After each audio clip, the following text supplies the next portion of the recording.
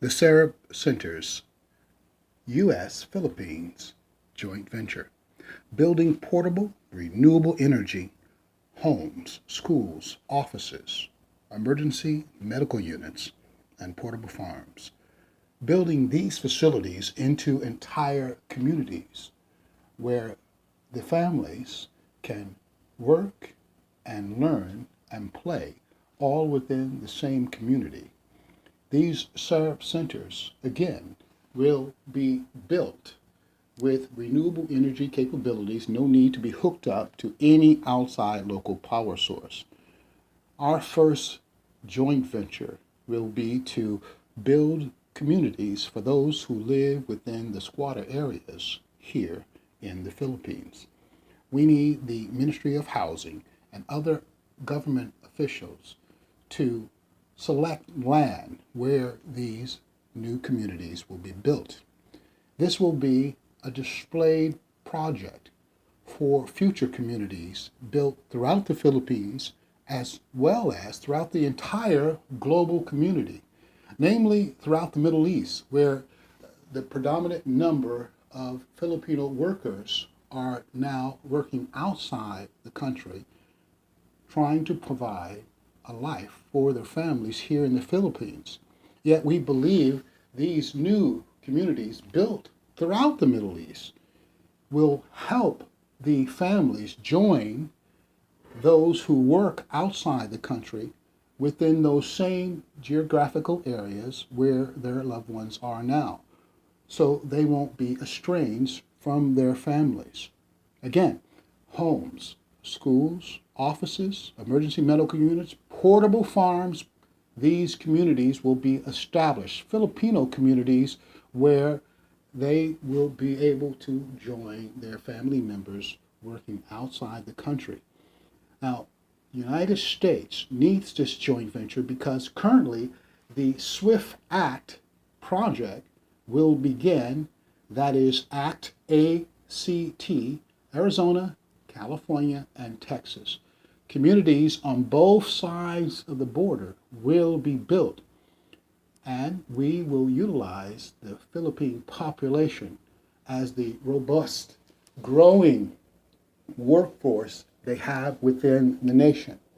And we will pay healthy living wages for the Philippine population here within the nation as well as throughout the global community.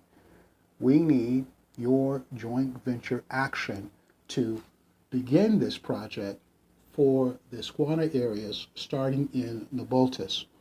We're looking forward to working closely with you. We'd appreciate very much if you would listen to the entire Sarap Centers presentation to understand what the project will begin and how it will build the workforce for the Philippine nation as well as U.S.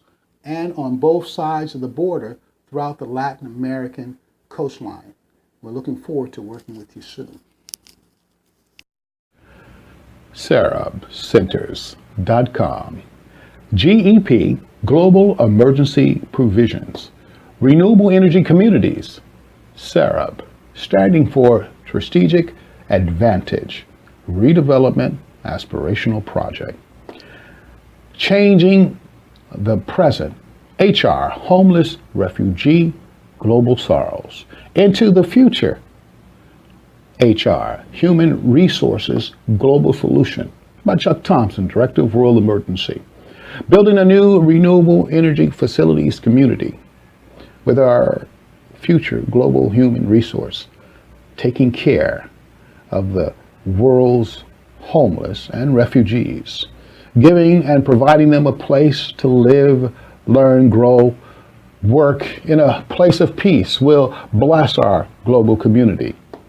Global renewable dividends will pour in, not only with newly educated human resources, but a new international renewable energy facilities industry internationally, providing new jobs for the multiple millions, with a new national revenues in the billions and a new revenue energy global economy in the trillions. Sarap in Tagalog means delicious in English. From a delicious idea, we are building delicious renewable energy communities, renewing lives throughout the global community deliciously. Now, the homeless and refugee growing global sorrows is seriously out of control and tragically getting worse daily. Not just those within war-torn areas who are either forced out or displaced from their homes. Presently at this current time, placing these sad words to the page. I'm within the Philippines. Today's date and time is 5/25/2017 at 9:02 a.m. And today, something must be done for those living within the squatter areas throughout the country. The utter squalor and degradation of those who barely live within these squatter areas, seemingly with no choice in sight, daily barely survive. And those who dare to survive, some must face the daily tragedies of drug dealers, forced prostitution, being robbed or raped. Even if those horrific conditions are not so prevalent in some areas, the daily grind of poverty, living in rat and cockroach infested areas, and also because of stagnant waters surrounding the properties, come unmerciful mosquito bites throughout the night. To say nothing about the stifling smell and open sewers running throughout the areas. Living within these chaotic conditions, asthmatic sicknesses, along with colds, viruses, and other infection, attack adults and children alike. Even when the rains come, which should clean the air and wash away the raw sewage, the decaying dead bodies from the graveyard plot, where some of the squatters live on top of, a slush of green slime comes out from the corpses, buried on top of one another, providing more deadly peril to live within. And yes, we can continue this discussion regarding worldwide poverty sorrows throughout the global community, such as in Calcutta, India, or Nigeria, Africa, and the war-torn Middle East. A daily track of people are fleeing their homelands because of war or running, desperately seeking a better life. The tragic consequences are the same. The sad reality is the worst of human nature takes place. Desperate measures are used by those who are in desperate situations. This is an example of those fleeing or floating on death trap rafts. Yes, this is one desperate way. Desperately seeking to feed your family by joining a radical terrorist group is another. Now, quoting wise words from the Eternal. Verse 18, where there is no vision, the people perish. Proverbs chapter 29, verse 18, King James Version. Lacking hope and opportunities to back up that hope breeds misery and despair. Yet, the same desperate, tragic decisions take place within the so-called first world, like America. Even in California, where I currently reside, homelessness is a very serious problem throughout the state. And yet, tragic events take place daily where I was born and raised in Chicago, now given a new name called Chirac because of the rampant, senseless killings. Now, the president wrote back in January 2017, if Chicago doesn't fix the horrific carnage going on, 228 shootings in 2017, with 42 killings, which was up 24% from 2016, I will send in the feds. Now, this was tweeted out by the president January 25th, 2017. The month hadn't ended yet, and there was already 42 killings. Now, the reporter that put this out stated, Chicago's murder rate is high, and it has risen significantly in the last 2 years. But the recent rate of killings is not unprecedented. My oh my, how sad. During the mid-1990s, Chicago experienced a higher toll of murders than it did in 2016. Now, this was written by Rob Arthur. And yet, I'm not complaining about what he wrote. I'm just saying it's almost like they're thinking about it as this is okay, this is a better thing, when it's an abomination. And those who criticize the President of the United States, as they do here where I am right now in the Philippines, Duterte, the president here, trying to protect the country and its people from those who peddle drugs and put poison within their bodies.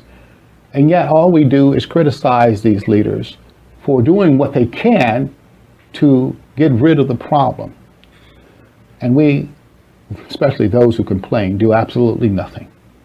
And yes, you can argue people in America become homeless for different reasons, yet the tragic effects are the same. Whatever the reasons, their lives spiral out of control.